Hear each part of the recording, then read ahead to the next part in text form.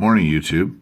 This is Crockett36. I've been putting out a lot of stuff about War Room lately, and want to do that, continue to do that, but I also have a big project going on over at accessanallies.org with trying to create a U.S. playbook. So I wanted to finish up the KGF. I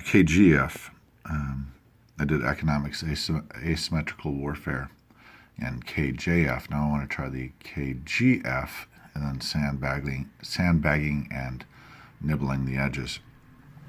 And then I got to figure out where I want to go from there. I think I'm almost done, but I do have something to say about logistics, just the logistics of transports, planes, men, and how to sort of what turn 1 means for turn 4, so and turn 5.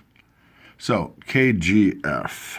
As to KGF strategies, the saving of the Atlantic takes priority because of the logistical needs of the Allies, particularly the Americans and the British. We must traverse waters. The Russians, Chinese, and Germans don't. We do, in fact. We can't win without doing it so. Aircraft would not be sufficient. Therefore, safe passage must be guaranteed. London must be saved. It may be lost, but it must be saved. Loss of any capital is a huge problem. The number of spaces on the board between Moscow and Washington is staggering. London is a necessary way station. Of course, without control of London, one ally is out of the game and is no longer producing combatants. If Moscow falls, Eurasia is in danger of being swallowed up. There is probably nothing between the Panzers and the Pacific Ocean. The economic situation is very dire. If the Russians were able to retreat some of their units, if there is a strong British presence in the Middle East and North Africa, if the Chinese are still on the board, and if the Americans have already put boots on the ground in Eurasia, then there is hope. Better it does not come to this.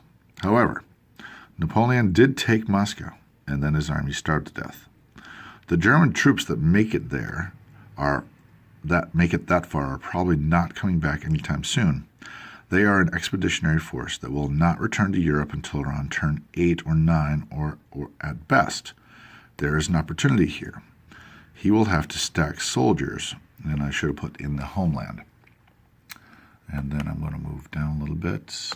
It's a little clunky, but I haven't had time because of work to do this. So, moving down. However, Napoleon, I'm going to reread because I rewrote it a little bit. However, Napoleon did take Moscow, and then his army starved to death. The German troops that make it that far are probably not coming back anytime soon. They are an expeditionary force that will not return to Europe until around turn 8 or 9 at best. There is an opportunity here. He will have to stack soldiers for defense. This usually leaves his perimeter exposed. His perimeter includes an often naked Scandinavia and an exposed underbelly.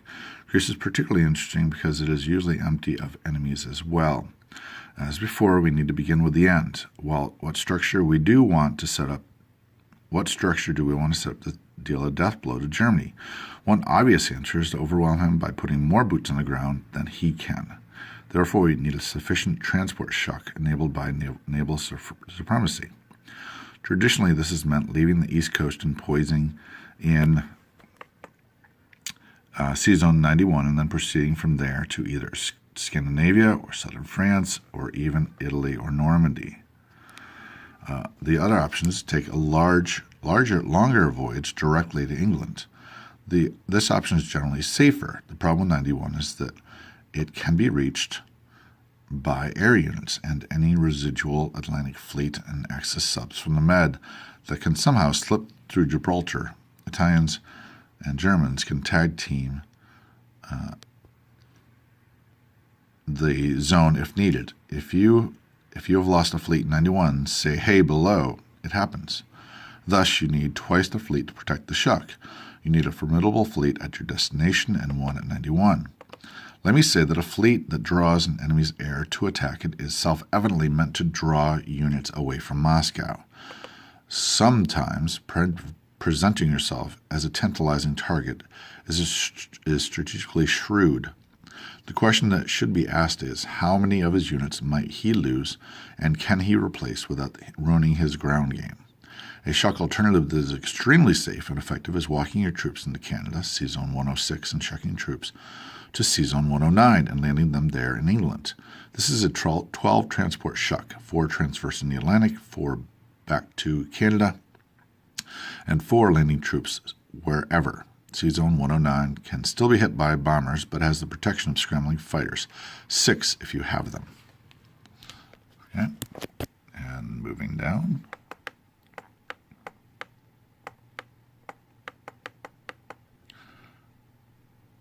Now, the most important thing about a shuck, about any shuck or even an assault on a large scale, is the wave effect. They can see it coming or not coming. A large assault on Normandy will be handled differently if he looks at way stations like C-Zone 91 or Halifax and sees them empty. He can afford to throw everything at the invaders because they have no backup. He will have a breather, time to rebuild. What will we do with the shuck troops? Normandy is right there for you to land them at your discretion. Normandy is also right there, 2 spaces away from West Germany. There are 2 ways to approach this landing. One would be a constant drip of 8 units landing every round.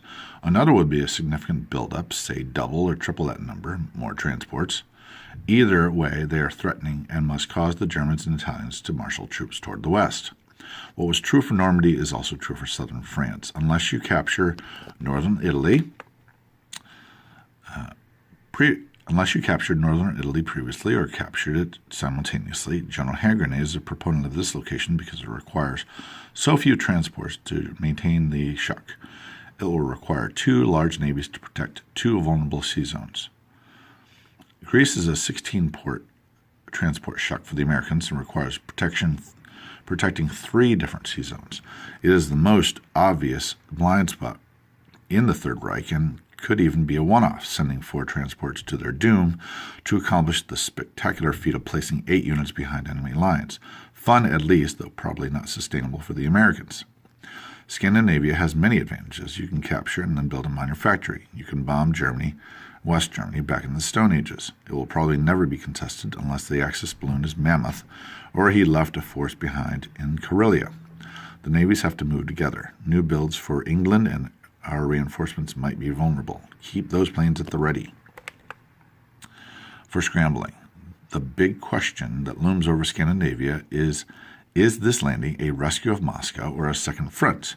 Aside from a lone tank sent to liberate territories and aircraft meant to help defend, the answer is a second front. You are right there. Across the water is Berlin. Don't take your eyes off the prize. And pressure on Berlin will force Germany to abandon its perimeter. You may have successfully peeled the onion one more layer. Normandy might be yours for cheap.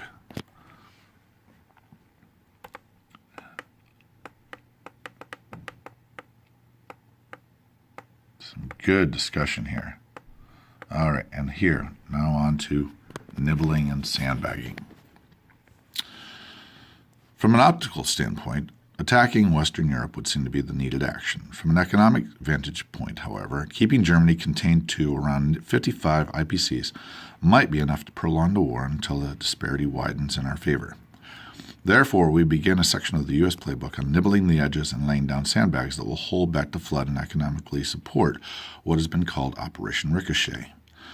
Moscow will be attempted. It is the crown jewel for the Axis. If America enters the war early, fighters can make their way to Russia by turn 5 or 6. If every Allied surviving aircraft that begins on the board turn 1 were to do so, it would provide a strong dike. Planes built by the English can launch from Scotland and make their way there.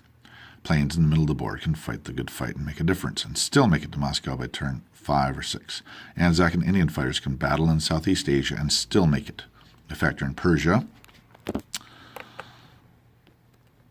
in Persia built on turn 2 can produce units that can assist in the sandbagging of the Russian capital. Alternatively, 17 American bombers can make it to Moscow by turn 6. They could act as fodder, but more likely they would deter the enemy from ever attempting the assault. They could also be used to attack any lagging mechanical column that was supposed to ensure the success of the venture.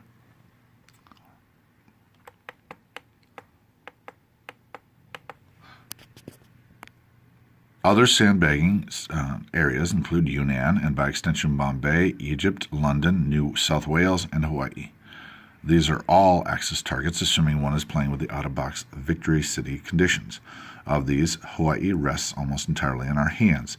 In the early game, it is easy enough to get 3 transports worth of troops to the island, and a token destroyer blocker or 2. If we were to see Calcutta or Sydney about to fall, prudence demands an entire build or 2 be put towards securing the waters around the island, complete with destroyer blockers. This is more effective than turtling there. One could assume that the bulk of the UIJN would be in the Indian Ocean. To get there from Hawaii would take several turns. An air force and a navy comparable to the enemy must be produced. Defensively, loaded carriers, battleships, and destroyers are amazing. Offensively, a fleet of subs and bombers can do incredible damage on the cheap, with versatility for later asymmetrical warfare.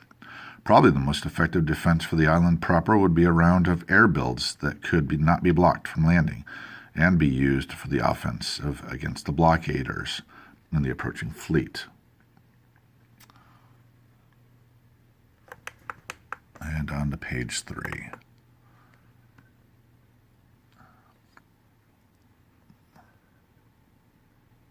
Got a lot to read. Some people contributed stuff, and I wanted to focus on getting it done. Here's more. We can give New South Wales aid. We might be able to create a better sandbag there than in Hawaii, combining our naval might with the Australian ground forces. This should make Sydney nearly impregnable until turn 7 at the earliest. This is a worst-case scenario if and only if Bombay is in danger of falling or does fall. This could be made untenable if the enemy chooses Australia first. In such an event, however, Calcutta should become nearly impossible to capture. Assuming an infusion of British units into the region via a factory in Persia, victory in North Africa, or even aircraft from South Africa, Hawaii might become Japan's final victory city. That should prove easy to defend given our industrial might and strategies listed above. London may be sandbagged by obvious and some oblique methods. The less obvious method is to draw the pack fleet into the Atlantic, letting Germany know that any sea lion victory will be Pyrrhic. We can punctuate this by adding to the fleet immediately. Such a fleet needs additional aircraft carriers, aircraft, destroyers, and transports. If kept out of the war, one might stage the fleet in Sea Zone 102. Given the green light, American aircraft could be launched from 102 and land in London during non-combat. As soon as America is brought into the war, ground units may do the Canadian two-step. Move them to Canada, and then shuttle your ground units to London, either in the combat phase for the recapture of the British capital or in the non-combat phase for reinforcement.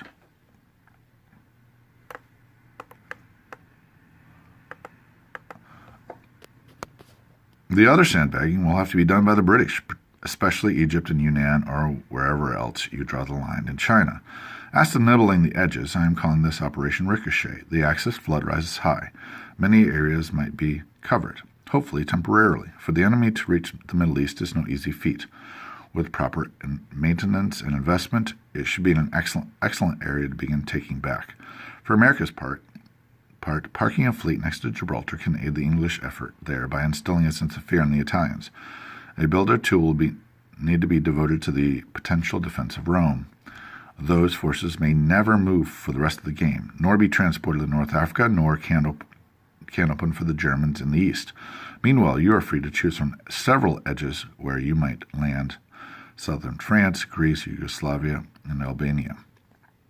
Scandinavia is another area that can be easily nibbled. Economically, it could be called a money peninsula, given the gain-loss of IPC and bonus income. It can even be the site of an American minor industrial complex. If some of the sandbagging areas are lost, a reserve force in the rear might easily retake the territory after the fighters have headed for friendly bases and the ships quieted their guns. Bombay is a classic case for this, unless the Japanese are willing to lose an air force to gain a victory city with a minor complex on it. Such trades will most likely lead to short-term losses for you, but long-term gains. In the pack, the Carolinas make an interesting get for naval operations. Iwo Jima in the Soviet Far East is more intriguing for air operations. Iwo Jima, however, is not an edge nor a nibble. Many like to move to coastal Australia and subsequently take back the Money Islands. coordination with the ANZAC Navy can tip the scale defensively in our favor, particularly when Japan is clawing for a quick capture of the jewel of the empire. Planes can be launched like spears from carriers and land in the thick of the Asian campaign. If planned properly, planes leaving can be replaced the same turn with planes arriving. Almost there. Nope, we are there. So I'm going to add to this. I just needed to work my way through it. Yeah, so there's some thoughts and more to come. Thanks, guys. Out.